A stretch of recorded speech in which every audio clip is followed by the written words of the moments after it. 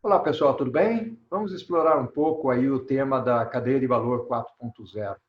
A nomenclatura 4.0 vem sendo substancialmente explorada nos últimos anos, vamos dizer assim, complementando uma série de funções dentro da organização. Então, tem a logística 4.0, supply chain 4.0, recursos humanos 4.0, indústria 4.0, que é de onde nasce, é um projeto, é, é um conceito, né? Muito mais do que projeto, é um conceito que surge na Alemanha e que tem uma face correspondente ao internet das coisas no contexto americano. Então, nesse momento aqui, em função da crise de saúde pela qual nós estamos passando, e nós vamos falar de supply chain, basicamente, mais um supply chain expandido, né?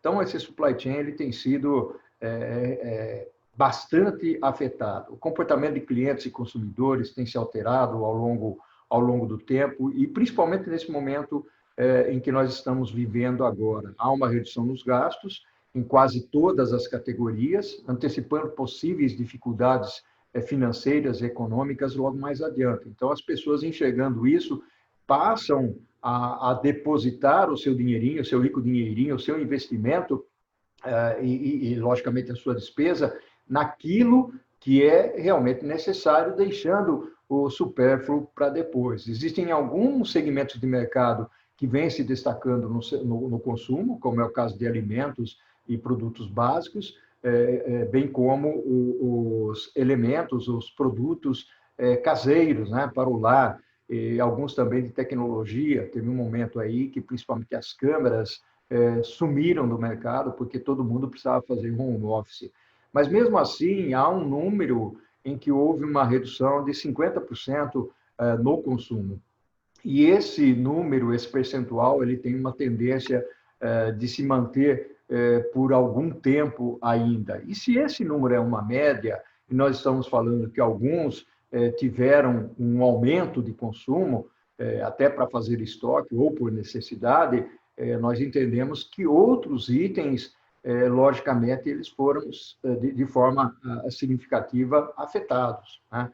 Então, há uma preocupação, né, com relação à cadeia de valor do mundo 4.0, o que vai acontecer nesse momento em crise. As empresas precisam se preparar para encarar essa nova realidade, é uma nova realidade, e tem que levar em consideração alguns elementos básicos que eu chamo de estratégia, de modelos de negócios ou processos, de pessoas, né, ou competências das pessoas, e também a tecnologia. Não dá para deixar de fora esses 4 elementos, eles são fundamentais nessas atividades que nós queremos trabalhar. Então, as empresas devem estar ou buscar a competitividade e raciocinar de uma maneira mais holística, mais ampla e até de forma criativa, uma vez que as incertezas e as complexidades de mercado, elas passam a fazer parte do nosso dia a dia, do nosso cotidiano, né? Então, essa cadeia de valor, às vezes as pessoas me perguntam o que seria uma cadeia de valor 4.0. Às vezes nós temos algumas dificuldades e nós vamos definir um pouco isso mais para frente, né? Mas quando nós tocamos na cadeia de valor, esse é um tema que ele aborda funções e processos e que extrapolam, na minha visão, os limites da empresa. Muitas vezes nós focamos dentro da organização, mas, ao meu ver, esse fator ele vai muito além disso. Ou seja, como é que a gente sobrevive em um mundo onde a tecnologia ela vem com muita força em todos os processos empresariais?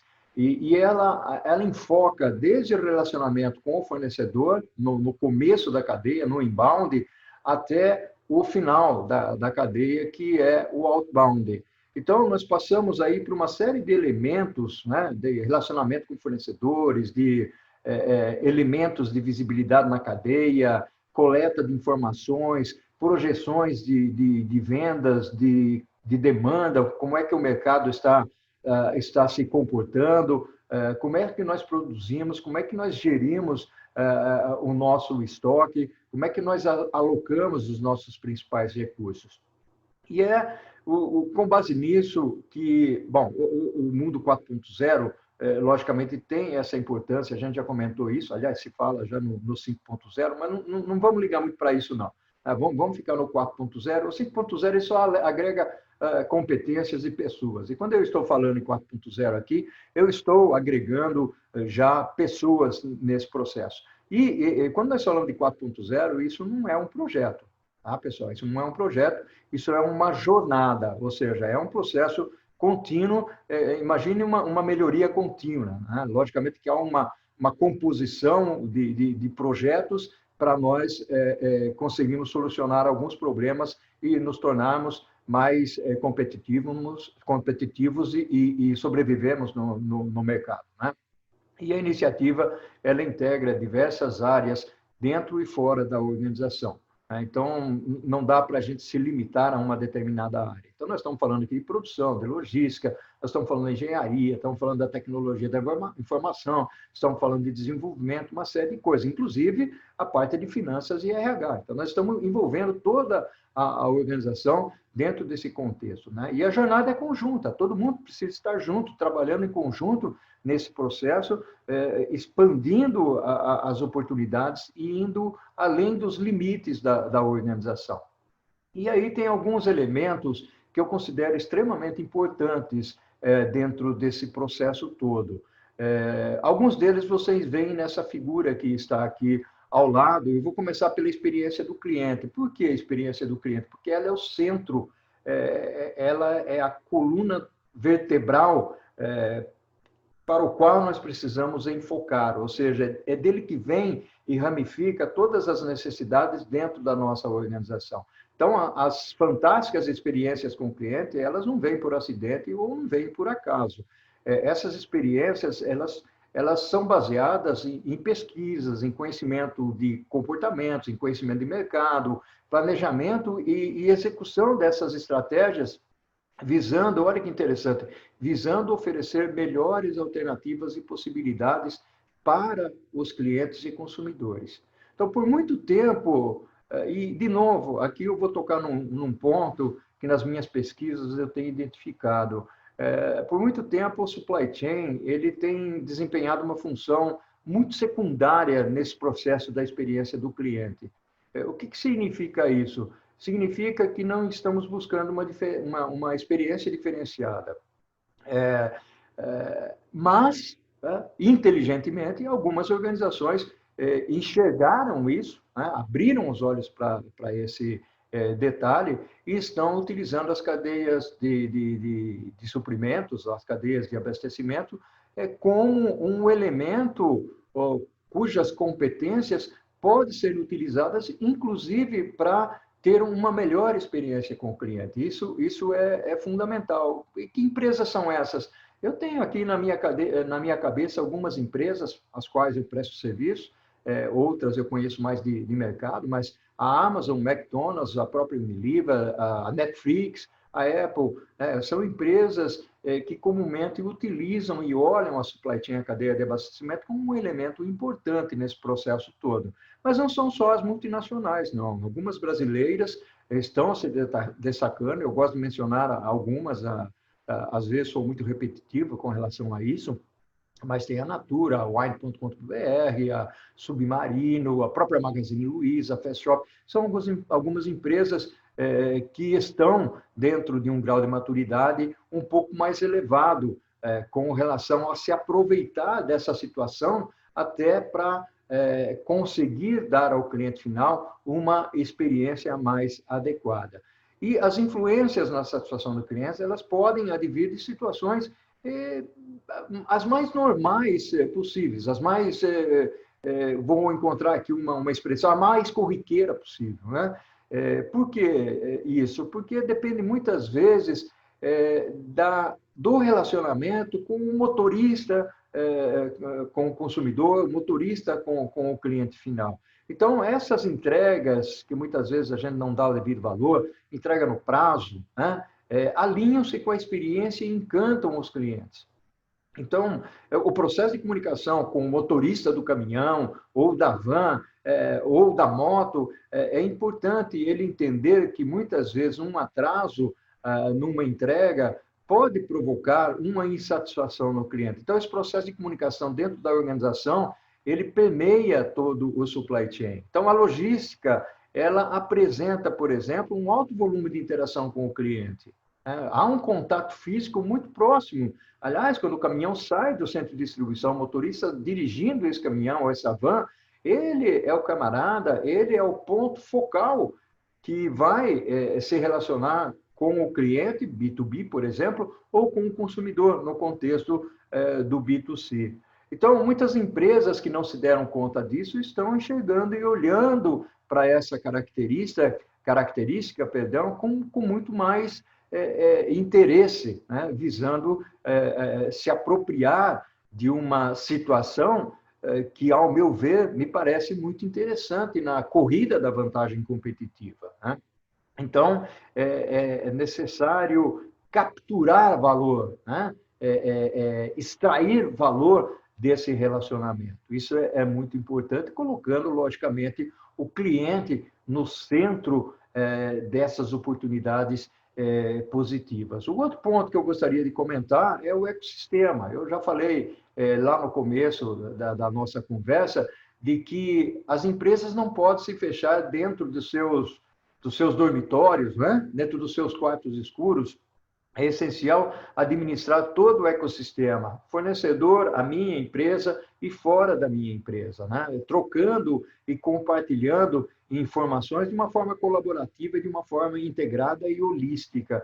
Eu acredito muito nessas possibilidades, embora nem todo mundo, principalmente empreendedores de médias e pequenas empresas, não enxerguem dessa maneira, né? Mas essa é uma vantagem significativa no relacionamento com todas as entidades, com todos os agentes da cadeia de valor.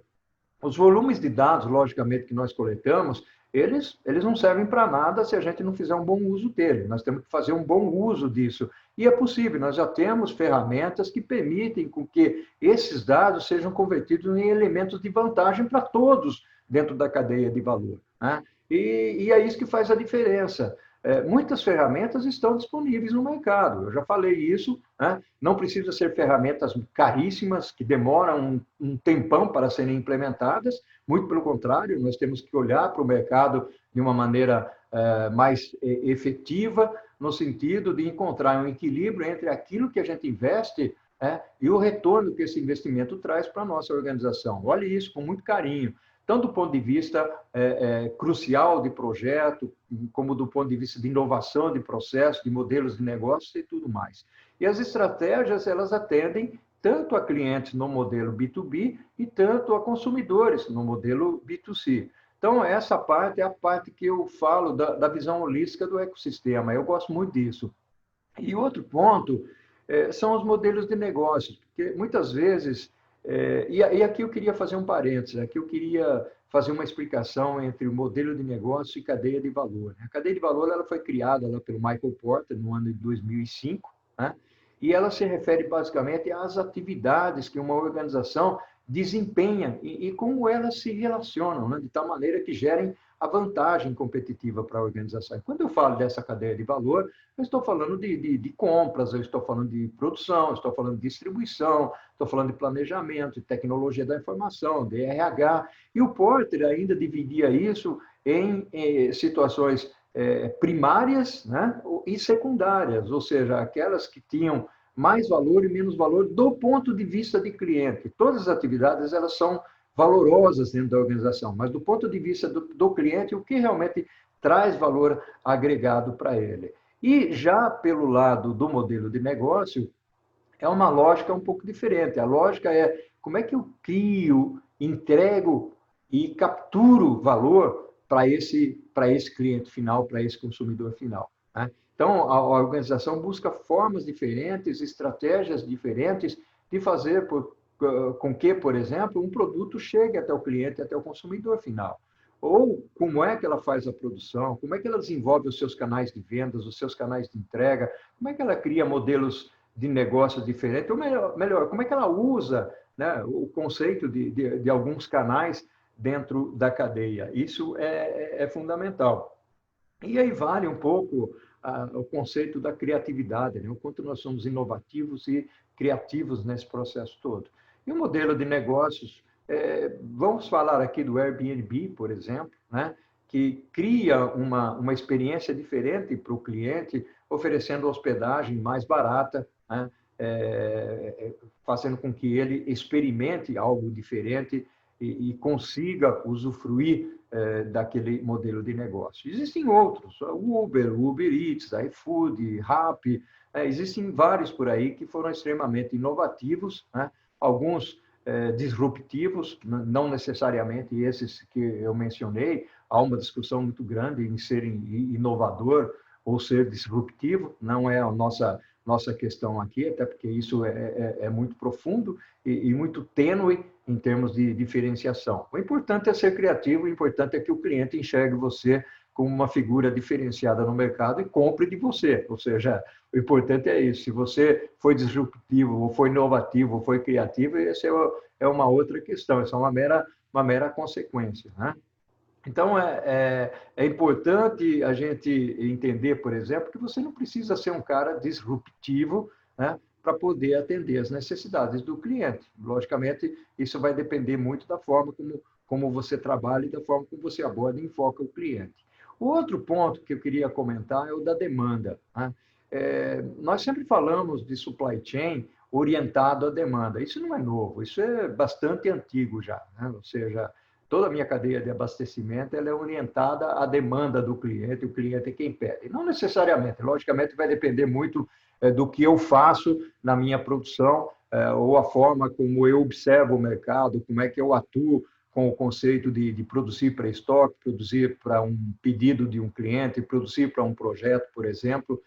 Só que esses conceitos, nesse momento de crise, eles precisam ser reavaliados à luz do que é que o mercado está buscando, ou seja, à luz da demanda. Então, a disponibilidade gigantesca de dados apresenta uma possibilidade de realizar importantes análises, aí tem o Supply Chain Analytics, né? Ou seja, analisar o mercado, o comportamento do mercado, para ver que tipo de demanda, ou quantidade, qual é o produto. Aliás, nesse momento aqui, qual é o produto que o cliente quer. Ou seja, se você tem um portfólio extenso, é muito conveniente, muito factível avaliar, por exemplo, se todos os produtos que estão no seu portfólio são produtos que vale a pena você produzir, estocar, sem antes ter uma visão de consumo ou de compra do cliente. Então, as tecnologias elas são baseadas muitas vezes em sensores. O mundo digital proporciona isso, né? E isso consegue monitorar o mercado, monitorar a demanda. Logicamente, mais para o futuro, a gente vai ter algumas coisas mais interessantes ainda para prover essas informações que são muito úteis do ponto de vista de avaliar a demanda. Então, a análise inteligente de dados que são coletados nas pontas, no mercado, traz significativas melhorias, né? Antigamente, a gente se baseava muito em dados históricos para projetar o futuro.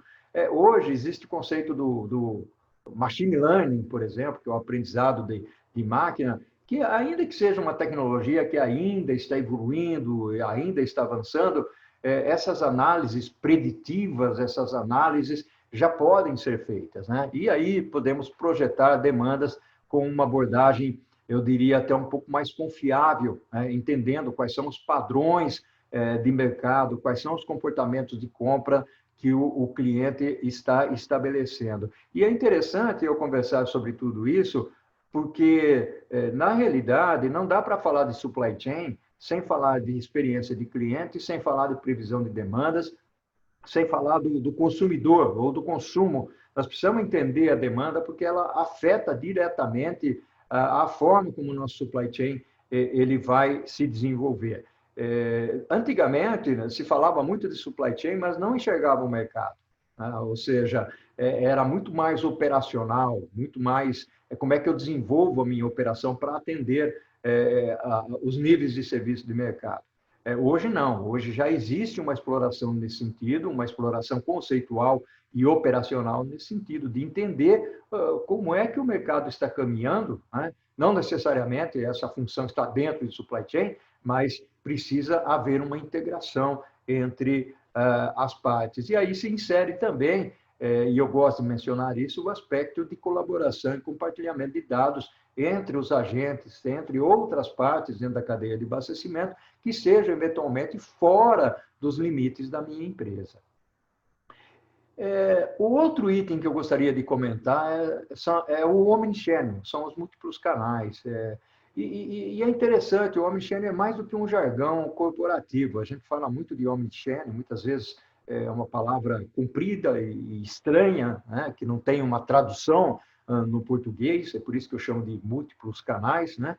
É uma estratégia onde a empresa otimiza o seu atendimento para se alinhar às expectativas e necessidades de clientes e de consumidores. Aqui, logicamente, eu estou concentrando os meus esforços e a minha fala no omnichannel voltado para o supply chain, ou voltado para a logística, né? E é importante isso porque nós estamos trabalhando de forma sincronizada. O supply chain ele se alinha, né, e se sincroniza com os diferentes canais de vendas, de distribuição. Então, como eu faço o produto chegar no meu cliente, eu posso ter várias formas. Eu posso atuar pela internet, posso atuar pelo WhatsApp, posso ter venda física, e qual é o formato de distribuição que eu vou fazer posteriormente. Então, esse é um elemento e cuja coordenação ela precisa estar muito presente, principalmente nos bastidores das operações de uma organização. Quando eu falo operação aqui, eu estou, logicamente, me remetendo a toda a cadeia de abastecimento, a todo o supply chain. Então, não dá para a gente colocar como alvo a experiência do cliente sem olhar as operações de supply chain. Eu posso optar por omnichannel, cuja contrapartida vem lá do setor de marketing, mas eu preciso estar muito alinhado com a minha cadeia de abastecimento para fazer isso acontecer. Significa ainda alinhar as expectativas de planejar, produzir, administrar estoques, transportar, distribuir, ou seja, fazer realmente o produto andar nessa cadeia. Isso é possível com uma estratégia centrada no cliente. Imagine aí uma super necessidade. Eu já escrevi artigos sobre Sales Operations Planning, tanto do ponto de vista de planejamento, como o Sales Operations Execution, né, que é do ponto de vista de execução.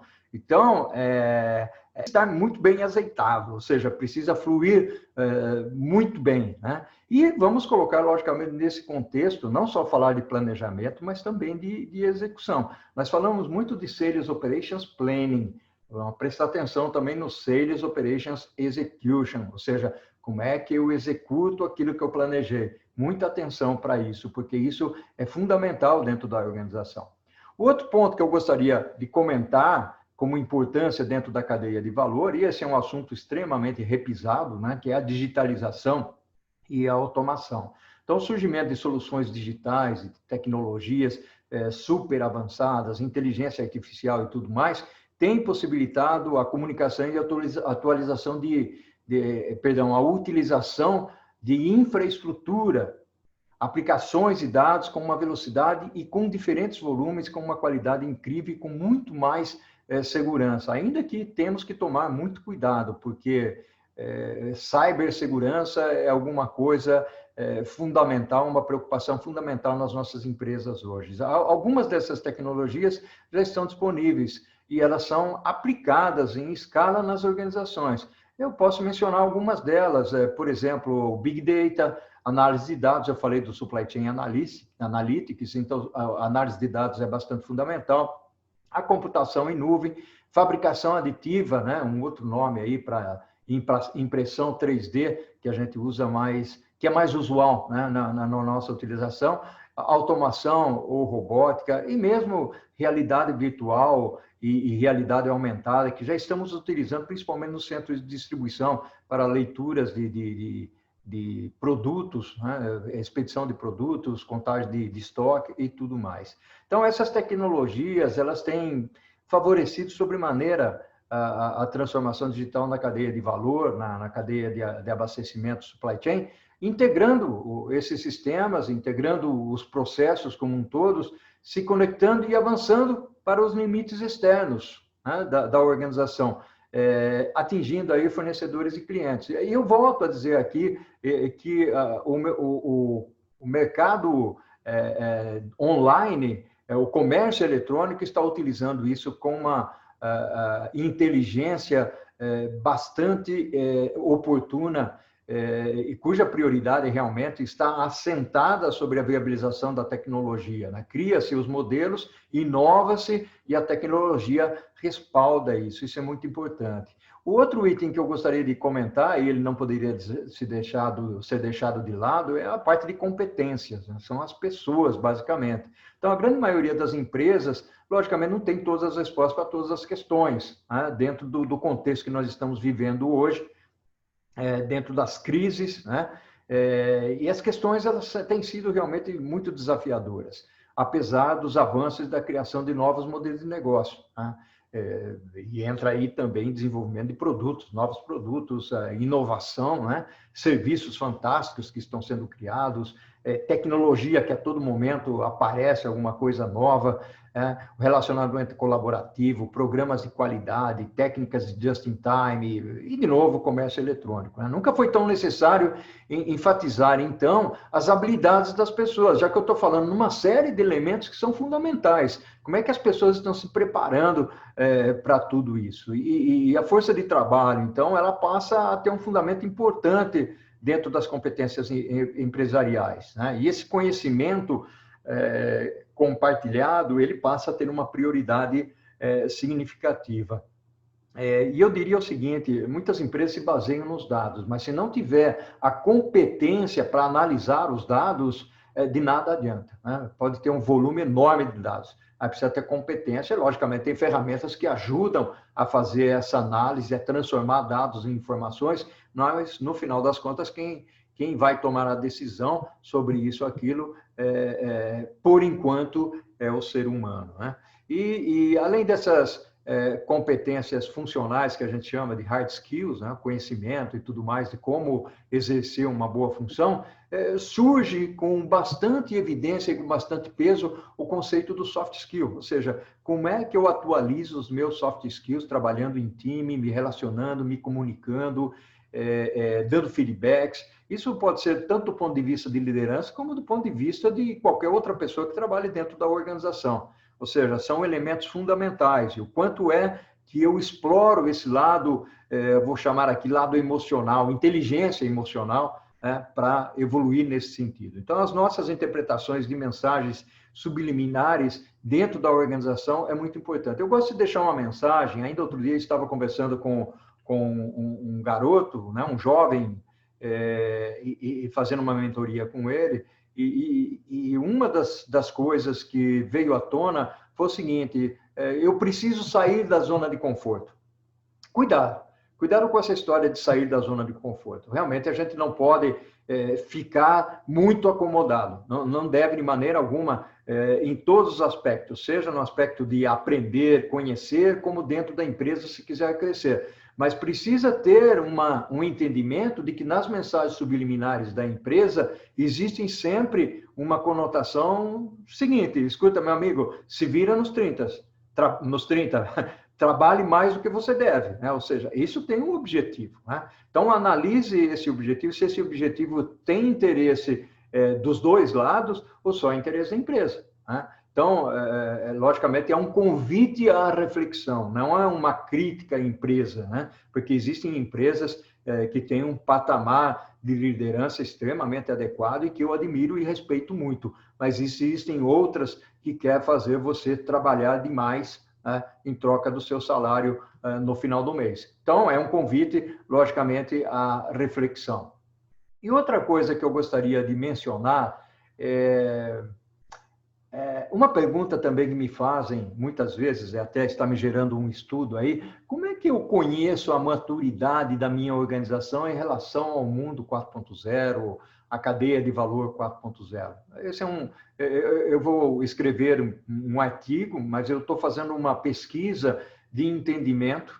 Então, já existem algumas dimensões que eu estabeleci, e dentro dessas dimensões eu estou buscando capturar valor para definir o que é necessário, por exemplo, para medir a maturidade da organização em relação ao mundo 4.0. Seria uma espécie de diagnóstico que a gente faria, né? Já existem alguns eu me apropriei de alguns e adicionei algumas coisas, tentando adequar para uma realidade. Então, esse diagnóstico, ele leva em consideração alguns pontos para a gente poder entender quais seriam os gaps da organização. Então, primeiro, mirando o mundo 4.0, a cadeia 4.0, a minha cultura digital, ou a minha cultura está adequada para perseguir essa caminhada, a minha liderança, os meus líderes estão preparados para isso, né?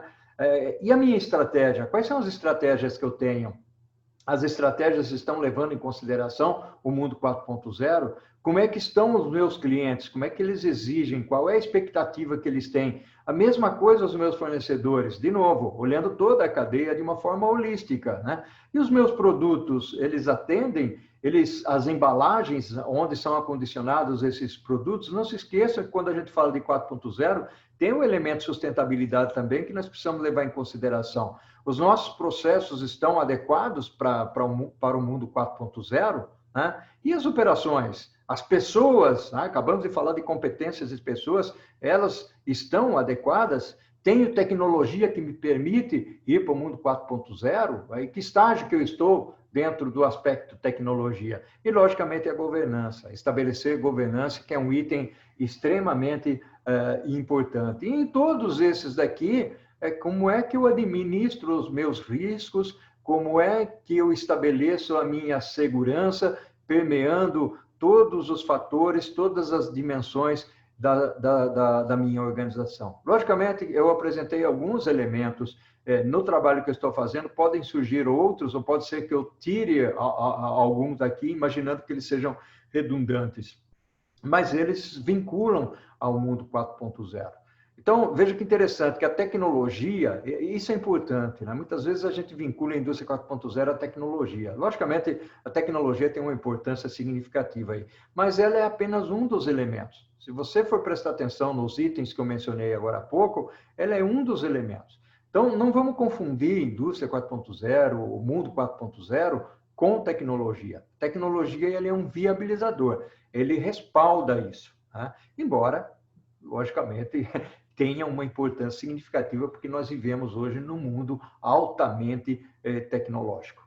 Ok? Espero que essas dicas tenham sido de relativa importância para vocês, que elas sejam consideradas nas consideradas, né, nas suas reflexões. Ok? O mundo digital está aí, tem muita coisa para a gente aprender. Espero ter somado um pouquinho aí no seu tempo de investimento em me ouvir aqui. Ok? Para o infinito e além, que a força esteja conosco. Se cuide, porque é preciso.